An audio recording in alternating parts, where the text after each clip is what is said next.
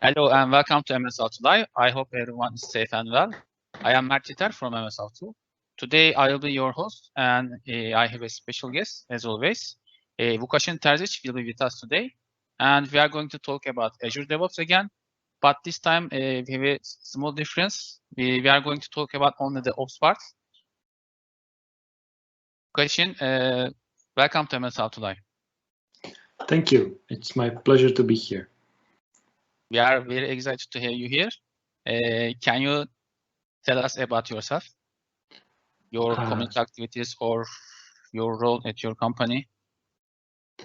Sure. So my name is Vukašin Terzić. I'm currently based in Prague, in Czech Republic, and I work as a solution architect for a company called KPCS, and we primarily specialized in Microsoft technologies. I've worked with the Windows Server since even before it was called Windows Server, and in my previous roles, my main focus was Active Directory and infrastructure services, and also things like Hyper-V and VMware.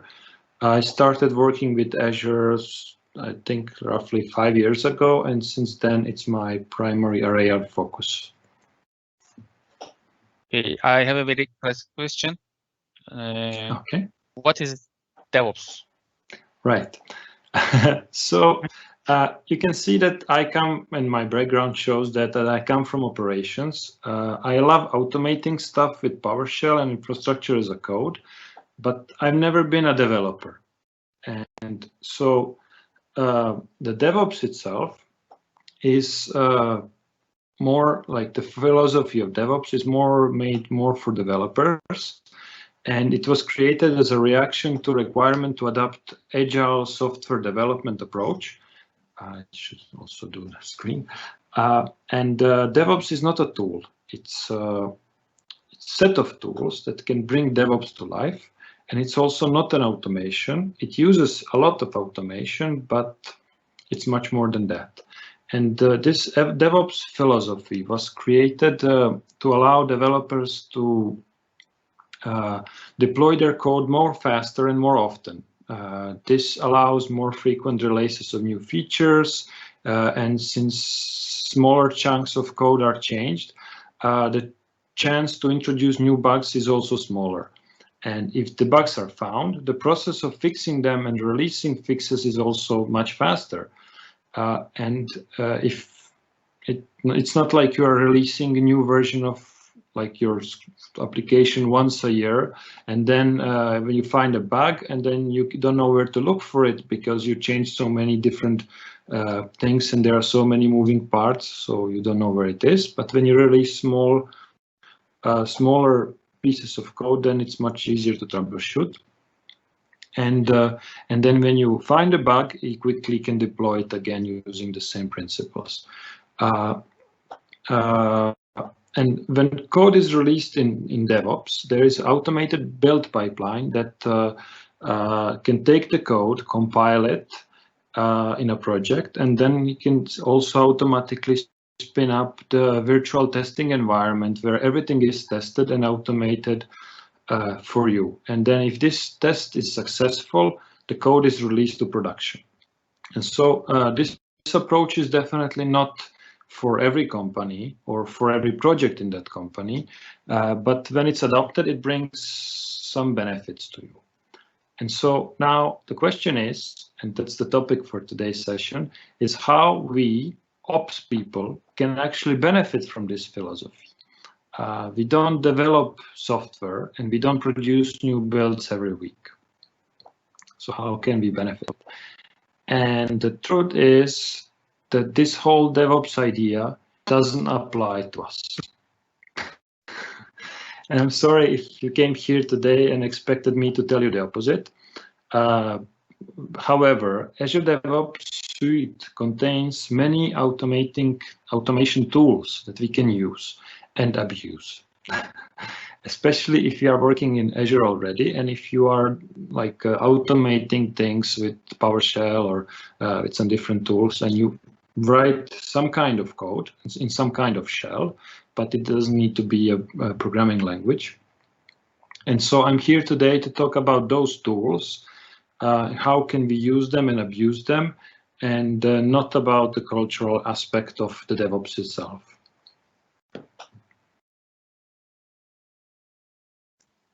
Right. So what are the tools? That's the question. I'm using Azure DevOps daily, and I'm not using all of those tools that are part of the package. However, most of those tools can be used for us in some way, in some manner, but we don't necessarily need to follow all those best practices and use them for what they're originally meant to be used.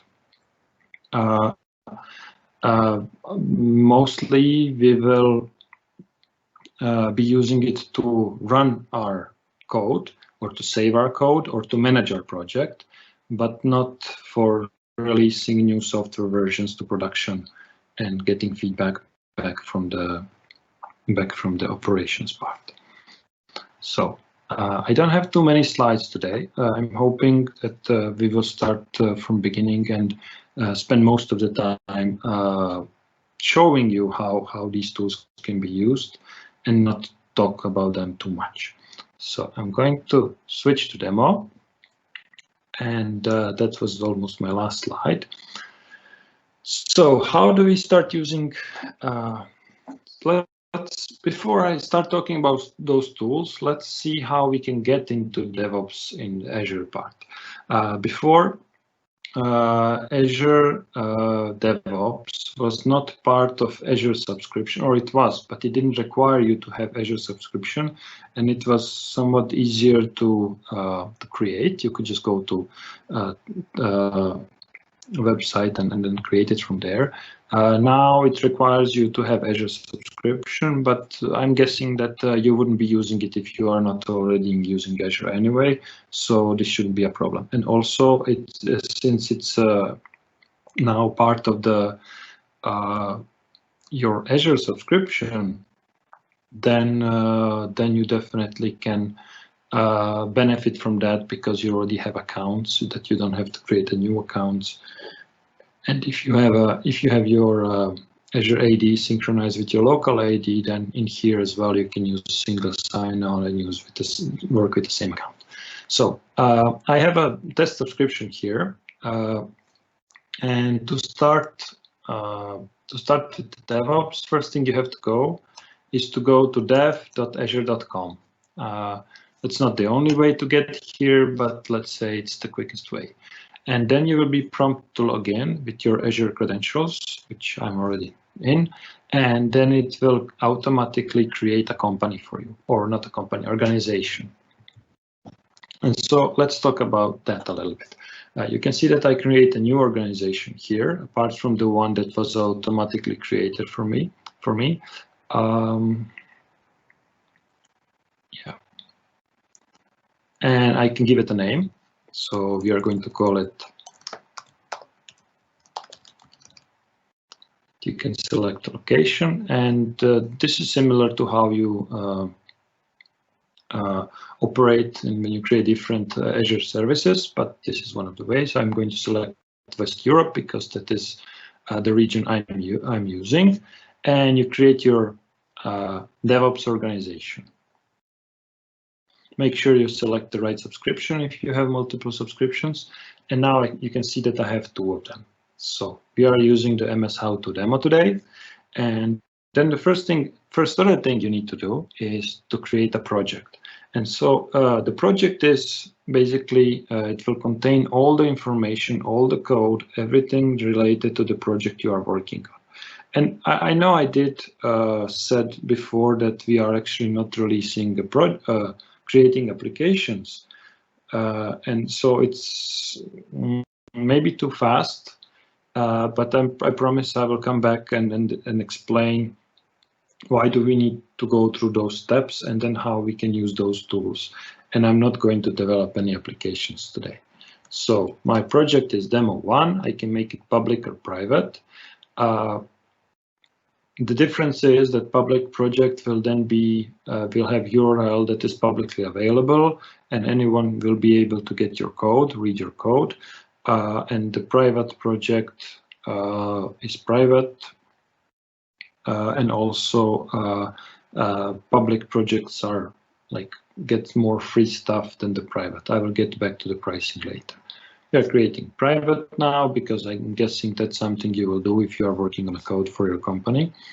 And now we have a project. And now you can see that all those tools that I showed on the slide earlier are already here. And that's great because we don't have to provision anything. We don't have to create them or register or request. They are already here and they are part of our project. And as I said, they are related to this project that we are working on. So. And this is optimized, of course, for software development. And it says here to be used by software developers. So you will see that some terms that are used here are also common in the software development world, but never mind, we are going to use it in our way as operation people. My demo is up here. So this first part shows us an overview of our project, and unless you are really working with the multiple people on your team and you want to have this contained as a real project, then yes, go ahead, fill in all the information. I'm sure you will be able to navigate around and fill in the things like project description and wiki page and stuff like that.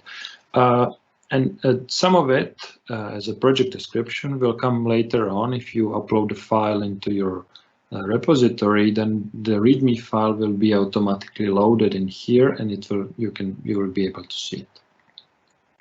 We are going to skip that part, and we are going to go to the tools that we actually need to use. So the first tool is Azure DevOps boards. And Azure DevOps boards, you can think about it as a Microsoft project. It's basically a tool that you can use in collaboration with your team. And for project management, it's optimized for software development and supports concepts like user stories, bug, Kavana boards, and more. But it also provides a complete system for managing the work, and that's why we can use it for. We can use it to manage any kind of project that we are working on, alone or in a team. And I'm saying alone because I use Azure boards personally a lot. For example, even if I'm not collaborating with someone, I use it to track some of my progress, to schedule tasks, like, for example, tracking and planning the content I'm publishing, or offline and online events I'm attending. So I have everything saved in Azure boards, and it's one place for me where I can go and I can track all the progress. And also, if I collaborate with a team on some script, for example, then of course there are many other to-do and planning and project management tools that you can use in your organization, or you can even have a project management who will be doing that for you. But having it, like keeping it technical between technical people and in one place, for me, it was always like more natural than learning to use some project management tools. So let's take a quick look on what we have here and what we can create and how that looks like when it's created. So Azure Boards, as mentioned, is a project management tool, and it contains a few different things. So first is work items. And that's the heart of the boards. Basically, those are the units of works and represent our tasks or the goals that we are working on. And as you are used to, you can create a new work item. There are different types. Let's say we create an issue, And what we'll have to change our mindset here a little bit is that those terms used here are for a software development. But because something is called issue doesn't mean that it have to be issued, that it has to be issue in your code. It can be, for example, a new feature request, and you can still call it issue here. But it starts becoming more complicated, so it's up to you how you do it with your team. So I'm going to create an issue, deploy Azure VMs. I'm going to give it the description.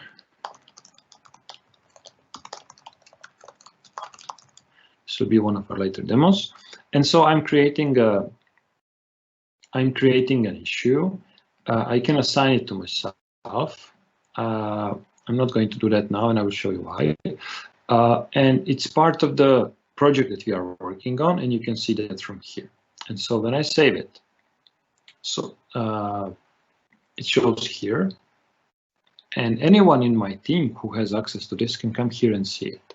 And what's good about it is this is not like a normal task on a to-do list, but it's basically a living thing that can be linked to code, that can be linked to different related work, or even to the deployment. I can add tags, so it's easy for me to, let's say like this. It's easy for me to track all the issues or tasks with the same tag. And also there is a comment section. And this is great when collaborating with someone, or even when you have your things on your mind, you can update or you can post them here. And so you can comment like this, and then it's perfect because when you come back, you can see here what your colleague told you to do or what you note for yourself. So it's very useful. And this is the place where you will create those work items. But work items, of course, it's just a list of a bunch of things. I forgot to show you that those columns that you can see here, you can change them. So you can customize, you can add new columns and basically make it work as you wish. Also, this whole Azure DevOps also supports the themes, like the color schemes that are common in Azure. So if you like to have this black background or dark or something like that, you can also do that as well. And so when you go to boards, it actually shows you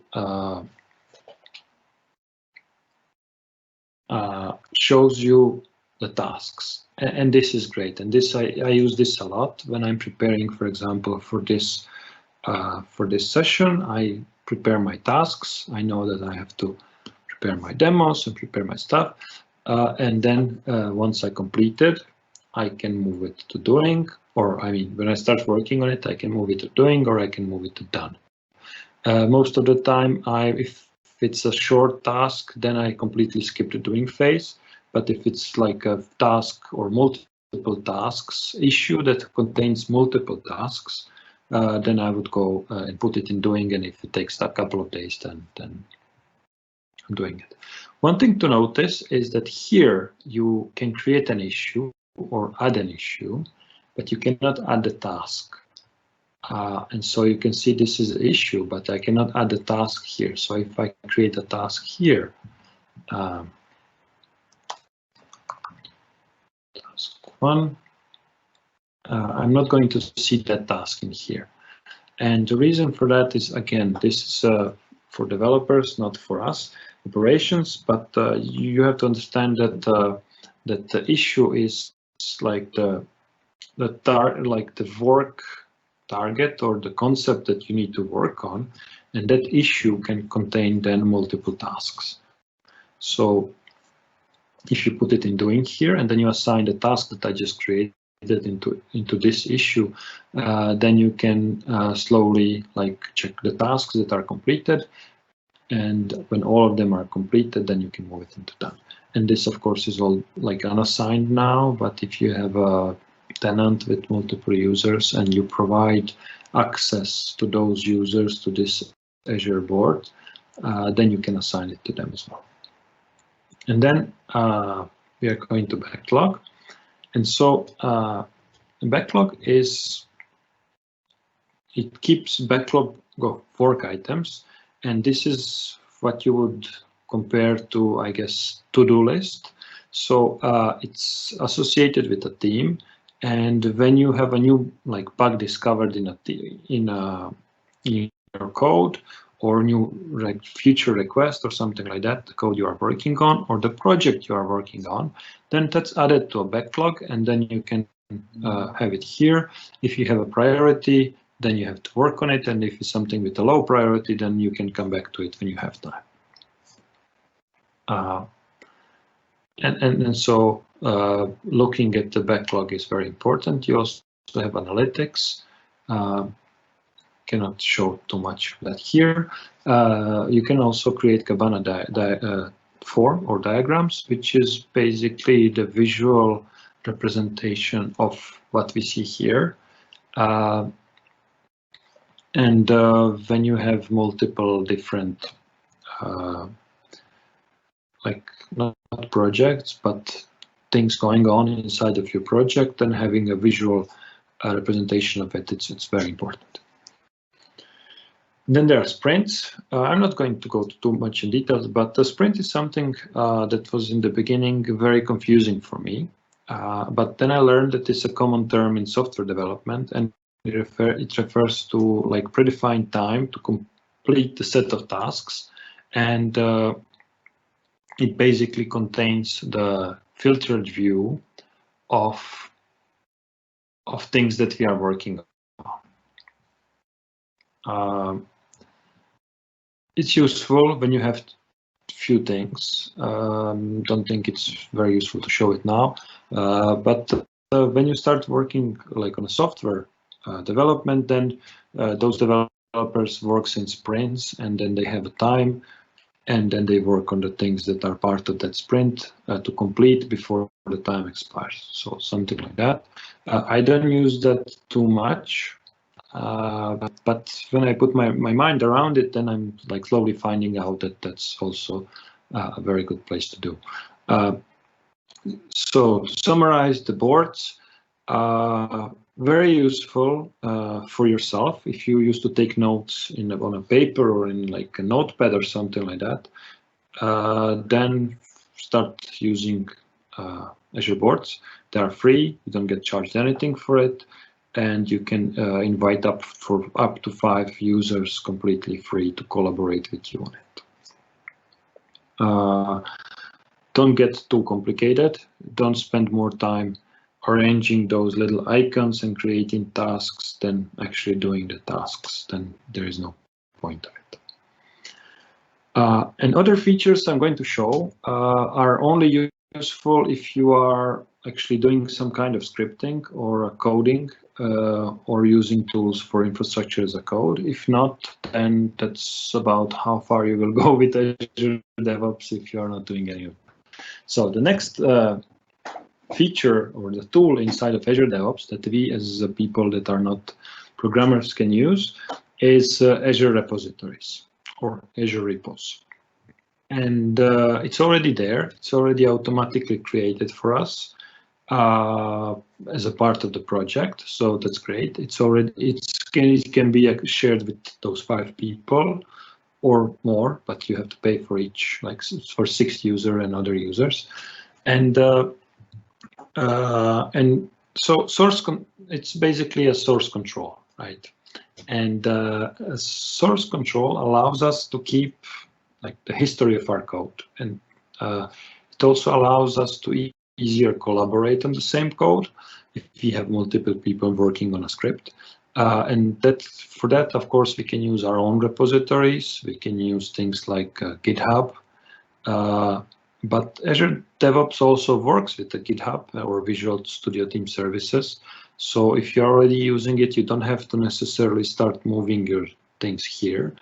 But the benefit of it is that it's already here integrated in your Azure subscription, and it's easy to share within the company by using the same Azure ID, and it's free. And you can create a private repository for free, which was before not the case in the GitHub, but you can do that on the GitHub now as well. And so, as I said, it's here. The only thing we have to start doing is just to start using it.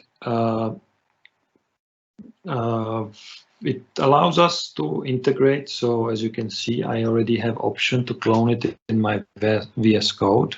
There are different options, but if you are using Git and you are familiar with Git, then this is exactly the same process as you are used to, and there is nothing like new or different here. Once you have your code synchronized, or once you have it connected to your Git repository that you have locally, for example, then you can easily commit, push your code, and your code will appear here. We can do that in the demo, but I actually don't need to show that because I will not be working with like a scripted code. So we don't need to actually go over that. Yeah, it's not going to let me now, but there is no like a portal that you can like upload files. You really have to get it connected. Using repositories as like the technology as such, or not a repository, but source control. And I don't know about you guys, but for me, like personally, when I have code on my computer or computer, I work on it, but I don't like. It gets messed up. I have multiple versions of the scripts. I have like non-finished, non-polished scripts, no comments. I just write something, I run it. Sometimes I save it, sometimes I even don't save it, and so it becomes mess. But when I like commit myself to use source control repository, then I tend to clean up the code, prepare the code, polish the script, make sure that I, if not do, then at least comment those like things that can happen. So like I do proof, and then I test the code as well. And so that's for me, it's the greatest advantage of using Git is it pushes me to have a good code. But that's not the reason to use it, of course. And so once we have our code, then we have to do something with that code. And then we are getting to the Azure pipelines. And this is basically the purpose or the main tool that you can have in Azure DevOps. And so what that is, well, it basically, you can think of Azure Pipeline as the automation tool. I'm just trying to say how to say this in a simple way. You can imagine it as a place where we can create a task or a series of tasks and then execute it in a container that is like serverless container that is automatically provisioned for you every time when you run it. And our code can be run directly inside of the pipeline, or you can create your script, save it in a repository, and then make the pipeline call your script and execute it. And this is very powerful. It's very similar to running a code on your computer or on a management station or a brand new server that you just installed.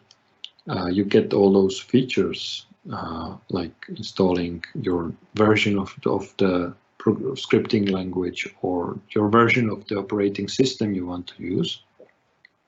So you can like have that customized. But there's something happening here in the DevOps that are not automatically happening if you just run a code on your computer, and it will take you like really like a lot of time to prepare your local environment to get all those benefits. And here you get them automatically and for free. So what happens when you execute your pipeline? So each run is documented. we know what code version you run, exactly which version of your script you run it, when did you do it. You also know on which version of the scripting tool, like for example PowerShell, you know exactly which version of PowerShell was used, or operating system was used with which updates. You also know which dependencies are there, like I don't know, modules, for example, and their versions.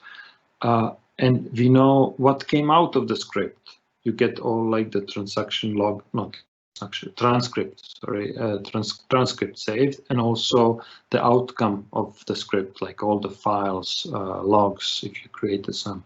Everything is saved automatically for you. And that's fantastic benefit that you don't get automatically anywhere. And so I guess that some of the good things about DevOps philosophy do translate to us, and we do get something out of it, and this is great. And so basically, pipeline gives us access to great automation, and it will be really a shame not to use it. I just want to be clear here. The way I'm describing this, all of this, is not what the DevOps is about. I'm just trying to now show you how you can use those DevOps tools as tools for you to help you run things. But this is like completely missing the point of DevOps philosophy that I described in the beginning. And sometimes, like when I tell people or my colleagues how I use it, like they make me feel bad about it because it's not what DevOps is about. But for us, is a tool that is there, that is most of the time free, and it will really be a shame not to start using it in a way that we need. And also, like, let's say you have a script. So let's go a little bit deeper here. You need to run a script, and I will be mentioning PowerShell because I use PowerShell a lot, but it can be anything. It can be like a bash batch script. It can be like even like Python or any programming language you know and use. That's all accessible to you. And you want it to, for example, test the specific version of your code if it's going to work on a specific version of operating system, right? And for you to be able to do that, you will have to spin up many different Azure virtual machines or install those machines and maintain them in your local on-premises environment. And I like to, when I create a script for a customer, I like to make it compatible with Windows Server 2008. And not anymore, but a few months ago I was still doing that. And I wouldn't be able to have 2008, 2008 R2, 2012, 2012 R2, 2016, all those different servers just to make sure that it works.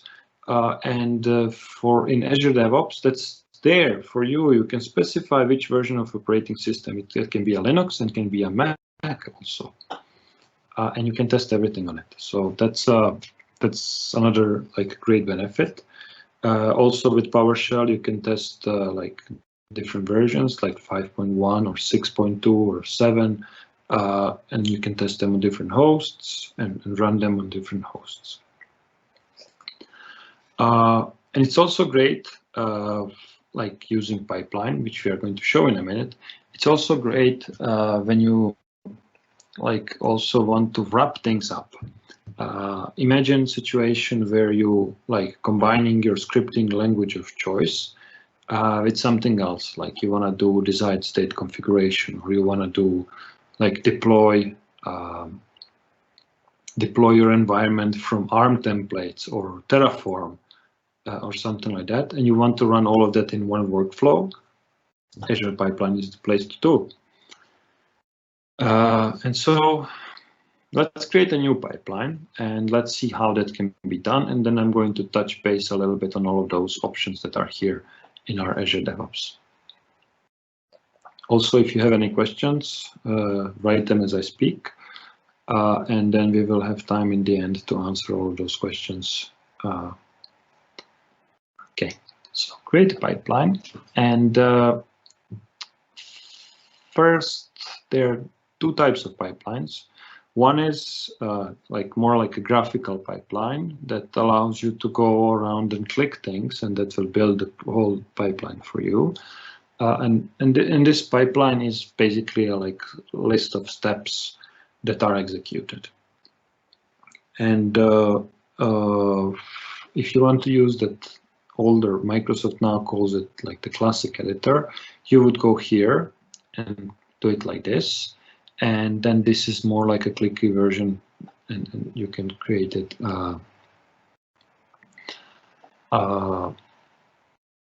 It's probably easier to work with or to start working with, and most of the things can still be done in there, but not all features are supported, not all new extensions are available in there, and so sooner or later you will have to start using the YAML pipeline, which is basically pipeline in a YAML language that allows you to write things, and it's more flexible, but it also requires learning YAML, and if you're not familiar with that, that would be an extra thing that you will have to learn.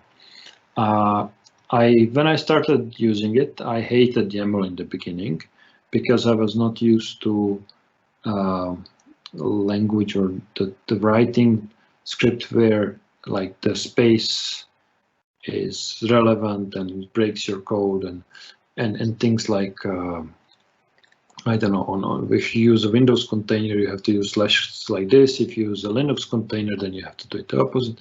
And so those things were like frustrating for me in the beginning. But and I'm telling you this so you don't repeat my mistake. Don't try to like self-learn it and like trial and error, but go and read documentation. And since I started using it, the documentation improved a lot, and now everything is documented. So actually YAML in the end is like really easy to use once you read like MS Docs files. So go do that first. So I'm going to say, I skipped the part. You can say where it will be located, and it creates a YAML file. We don't have a repo initiated yet, so it doesn't have a place to save it. And I'm going to like initiate it in here with adding a README file basically. And now it's going to create a repo, well, not the repo, but basically the file structure, and it's going to put this README file. And you can edit that README file from here. And why am I saying that? Is because now, since we have a README markdown file, if I go back now to my project overview, you can see that now we have a project description. Right? I can add the README file automatically, and that will upload the file that was created for us here as a project description. So you don't have to write it here, you can use it from there. However, we now have our first file, and that means that the repository is already there. And now I can create my pipeline. I can go to create a pipeline. We are going to use it Azure Repository Git. As mentioned before, you can use GitHub. You can use different things like any other generic Git repository. You can use your local enterprise server. You can even use like your own computer. There are different ways. Since Azure Repos is already here, it's easiest to start with that. And we select it, and it's going to create our pipeline.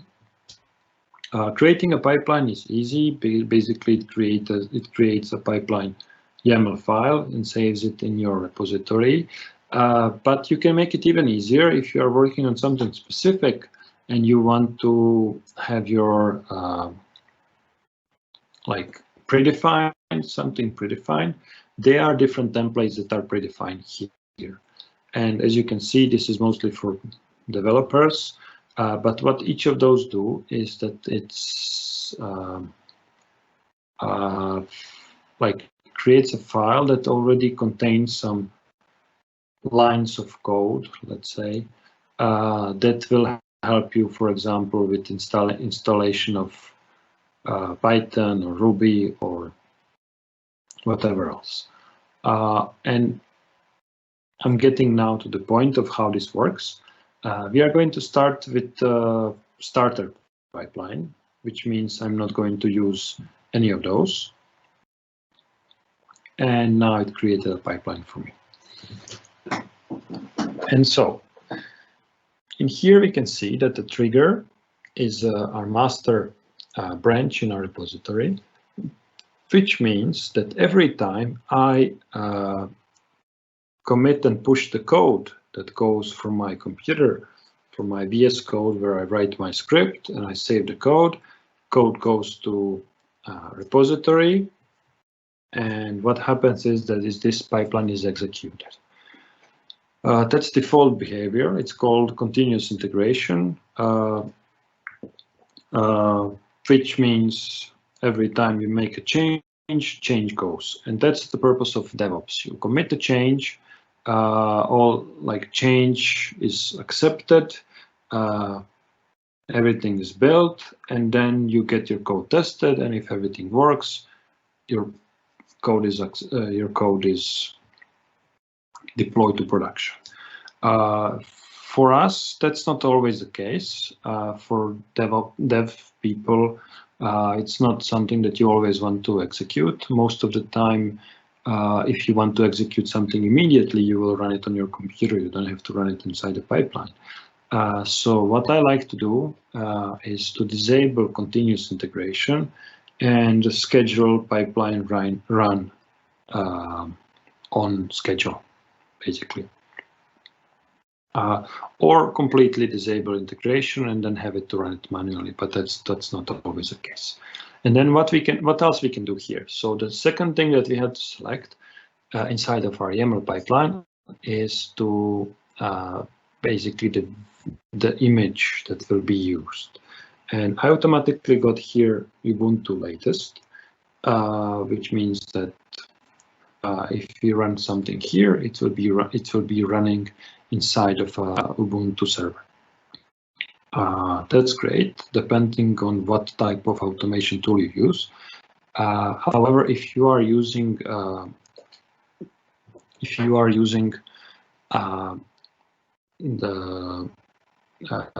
PowerShell, for example, then you might prefer Windows server. I'm sorry for my computer is saying that it's not charging and my battery is about to die. Give me a second. I'm going to fix that.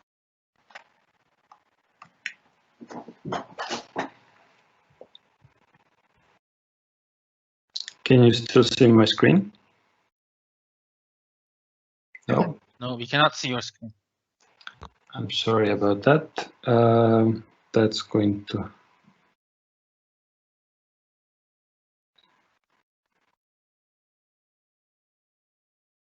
Is it better now? Yes.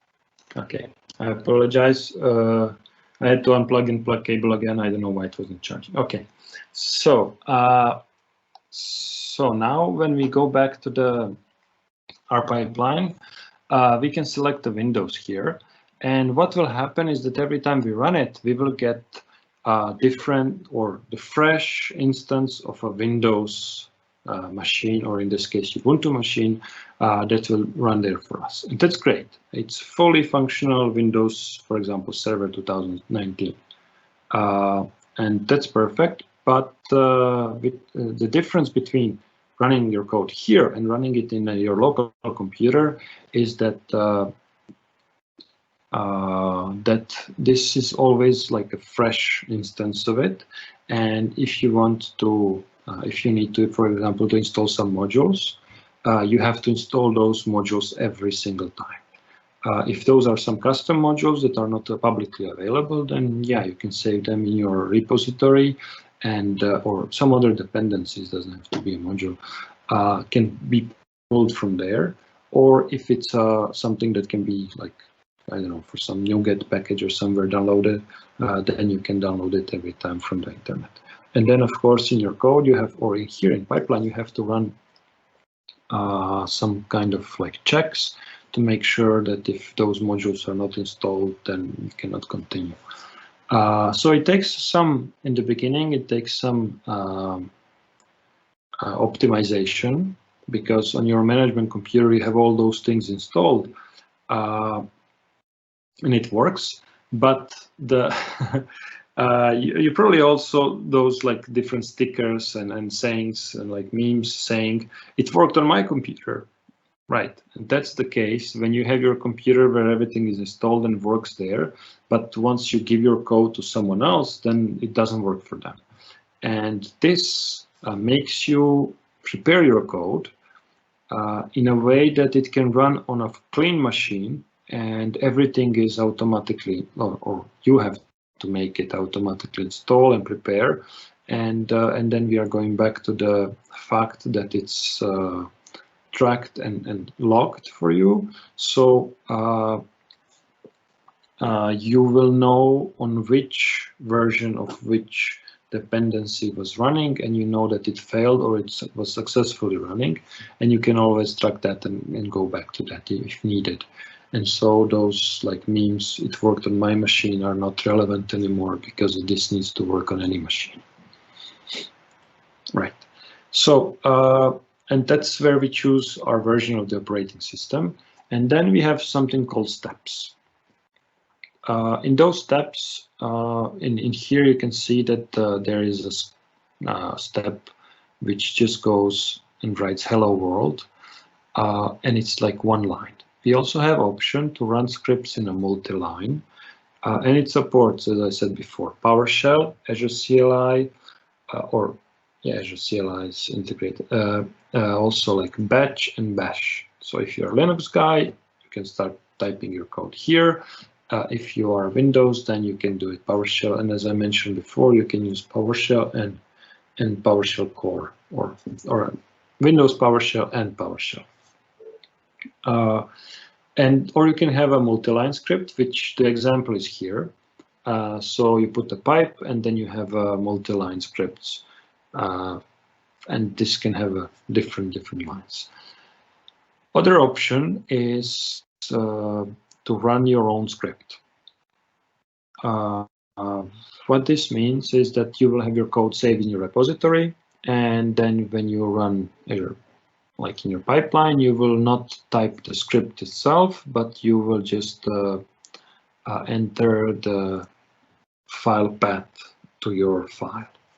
And this is great because you typically will have like multiple files or multiple tasks that each of them will require different file, different script, and you will be able to work with it.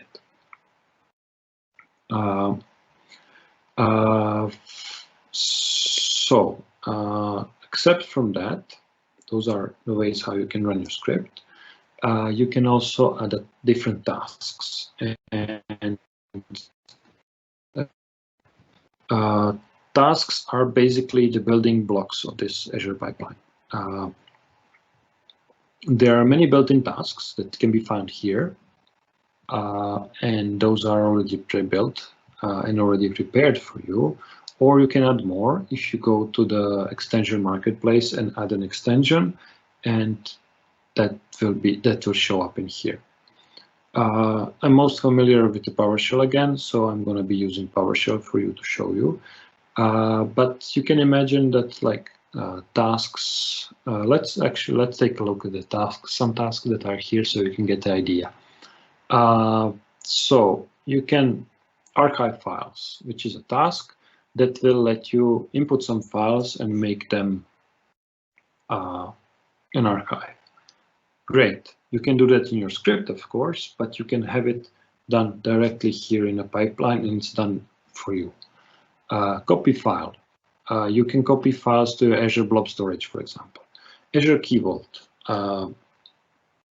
that's one of the things that I wanted to mention. Azure Pipeline integrates very well with the rest of your Azure subscription. So if you have like secrets that you need to use in your script, of course, you are not going to type them here. You are not going to type your username and password inside of the script. Instead of that, you can save them in Azure Key Vault, and then it's very easy to connect that Key Vault and have it by using this task, download the secrets and use those secrets in a variable that can be used inside of your script. This, of course, has to be authenticated. You need to have access to your Key Vault and to those specific secrets, and you have to authenticate it from here. But once that's done, it's very easy to use it. So these are the tasks. One of the basic tasks is, you can see I have copy fast, is to use, for example, PowerShell. So I'm going to use that, PowerShell. And you can see I can specify a file path, or I can write an inline script. Both of it will work. I'm going to use PowerShell Core because we have a Ubuntu Linux here. One important thing, don't forget about that, is that once you click Add here, it's going to add it where your cursor is. And my cursor is right now here, but if I put it in here, it's going to add it in the middle of this task and it's going to break it. So that's also one of the things you learn if you don't read on the hard way, if you don't read the documentation. And I'm going to add this task, and this is the task. So it's going to say write host hello world. And so once we have this, I can save the pipeline. Just to give you an example, for example, like real world usage, I have a task to like identity management, creating users in Azure AD or local Active Directory as well, based on the input from HR system. So new users get new account, users who left got accounts disabled and decommissioned. And for that, this company doesn't have on-premises infrastructure, so I will have to run Azure virtual machine that will cost me hundreds of dollars per month, just so I can run a task once a day, right? And the task is finished in 15 minutes. So for that purpose, I didn't want to pay hundreds of dollars for the virtual machine. And I created a script that was working perfectly on my computer. I didn't have to change almost anything. And I saved it in Azure repository. I created a pipeline. I scheduled the pipeline once a day, and that's it. It's running. Only thing I had to add was installation of those like Azure AD and Office 365 modules in the beginning of the script, because that needed to be installed every time, and that's it. And so obviously that kind of script will have a couple of steps. One of the steps is to like run the script itself, but before that I need to, for example, download secrets from Azure Key Vault. And then once that's completed, I wanted to upload some log files somewhere to some Azure storage. So I added that here in the end by using the task that is available here for me, and I didn't have to learn any like extra coding for it because it was already there. And that's like very nice usage scenario. All right, so let's see what happens when I run this. I'm going to save it. This will automatically commit. And remember, we have it here saying that it runs automatically on the update of the master branch. So basically, we are committing to the master branch, and which means that it's going to run it for us immediately. Right, and now you can see that our pipeline is running. In this free version, we have one job at a time. So if you want to go and run multiple things, we will have to wait. And that job is running, and you can see what's happening. First is going to check in the code, which means copying the code. Then it's going to run our first step, which is hello world, and that happened. You can see successfully. Then it's going to run multi-line script. Then it's going to run our PowerShell script, which was also saying hello world. And you can see here on which version was running and everything. And that's it. Our job was done. It's finalized. The container was destroyed, and it was completed. Of course, in a real world, we will not have it like this. We will also have some like saving the files, saving the log files, and uploading the artifact and stuff like that. But you get the point, and once you start using it, you will get those things automatically for you. I also mentioned that I wanted to talk a little bit more about those parts of the pipeline. I think not to make things too complicated for the first-time users, I think that one important thing will be a library, which is the way where you can create some like variables that you can use in the script. But as I mentioned before, you can like pull things out from the key vault, and you don't have to create them here and save them here as well. Right. Then we will also be using artifacts, but artifacts are, let's say, the place where you will, like, for us, we are not going to use it as meant to be for software developers, but we can still use it to save, let's say, all the run files or the build files that we built during our pipeline run. Okay, so that's about the demo. In 1 hour we cannot cover more, but I ran over the basic things, and I hope I gave you some ideas. And now to put like icing on the cake, the next thing I want to show you is the pricing. I mentioned this a couple of times. For Azure pipelines, or if you go to Azure pricing calculator and you take a look at the services that are always free, you will notice that things like Azure boards are there, and they're always free for you to use. For Azure Pipeline, which is the place where we will spend most of our time, we get 30 hours per month of runtime in the Microsoft hosted container, which is the container where your code runs, and you get one parallel job. For like learning and playing around, that might not be enough, but if you have like 1 or 2 projects that are executed once or twice a week or every day a week, but they take like 5-10 minutes to complete, then you are never going to go over 30 hours limit per month, and basically you get to use it for free. Azure Artifact, if you use it to save things like your builds and script versions and stuff, then you get 2 gigabytes for free.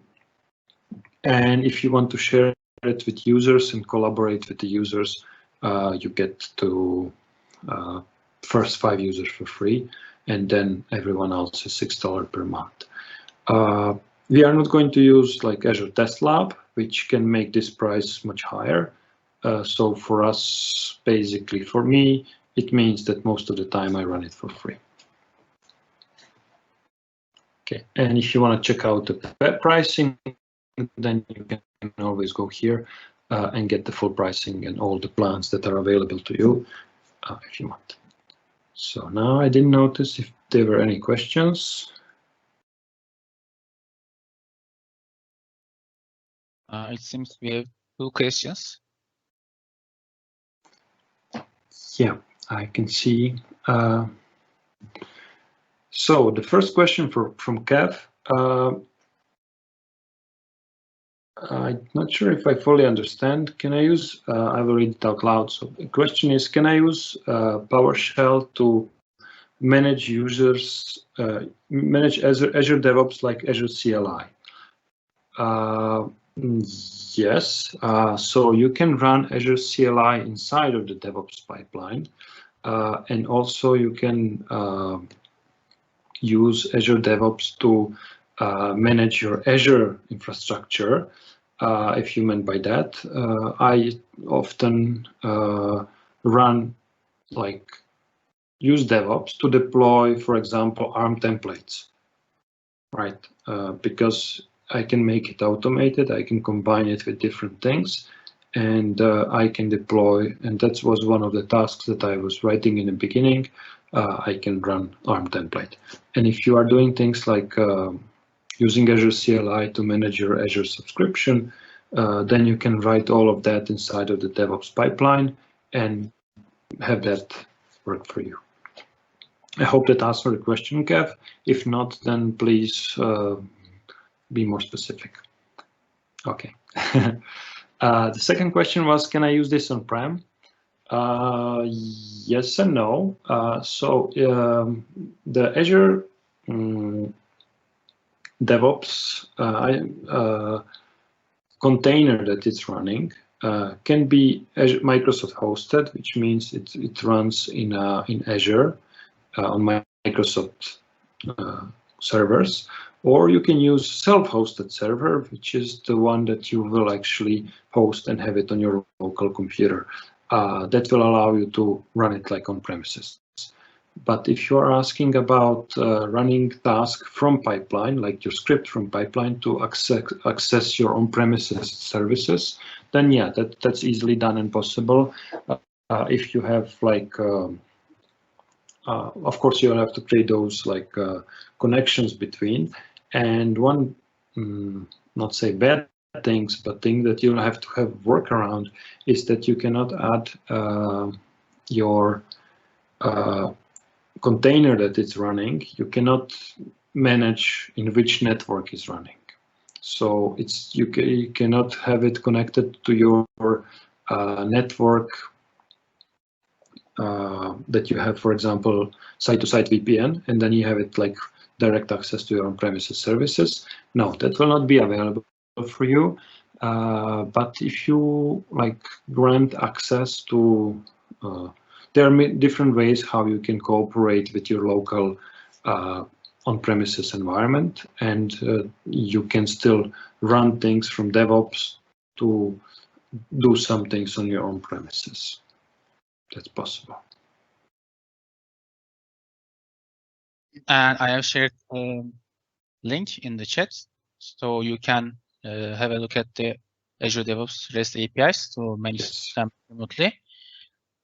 And Vukašin, thank you very much. It was a great presentation, and I can say it is one of the best for Azure DevOps. And it was extremely educative. And with your permission, I want to put this video on YouTube. And if someone asks me about Azure DevOps, I will show this session. And I am sure the audience want to see more sessions from you. And I will be happy to organize new ones. How does it sound? Perfect. That sounds great. It was great to be here. Thank you for having me. And I hope I will have a chance to speak to you again like this. Okay. Thank you very much. Okay. Thank you. See you. Thank you, everyone. Bye. Bye-bye.